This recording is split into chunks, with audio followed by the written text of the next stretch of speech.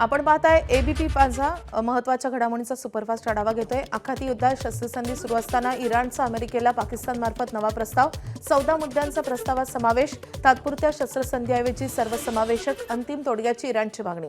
इराणला आता अमेरिकेच्या प्रतिसादाची अपेक्षा। इराणच्या 14 मुद्द्यांच्या प्रस्तावाबाबत आता विचार सुरू। आढावा घेऊन नंतर माहिती देईन अमेरिकेचे राष्ट्राध्यक्ष डोनाल्ड ट्रम्प यांची प्रतिक्रिया।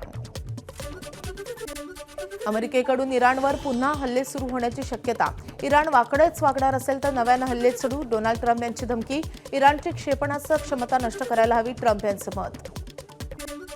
हॉर्मुझच्या समुद्रधुनीबाबत इराण पुन्हा आक्रमक। आमच्या परवानगीशिवाय कोणतेही जहाज हॉर्मुझमधून जाणार नाही।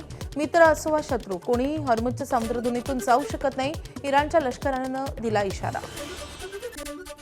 आखाती युद्धाचा कुवेतला मोठा फटका। इराणकडून हॉर्मुझची समुद्रधुनी बंद असल्यानं कुवेतची कच्च्या तेलाची निर्यात ठप्प।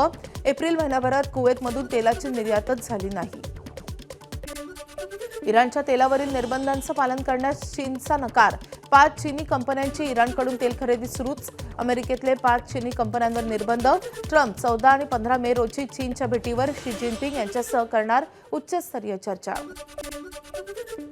इस्रायल आणि लेबनॉनमध्ये शस्त्रसंधीतही हल्ले सुरूच। इस्रायलच्या हल्ल्यात 41 लोकांचा मृत्यू। इस्रायलकडून 24 तासात लेबनॉनवर 50हून अधिक हल्ले। हिजबुल्ला दहशतवाद्यांच्या ठिकाणांवर वेचून हल्ले सुरू। एबीपी माझा, उघडा डोळे बघा नीट।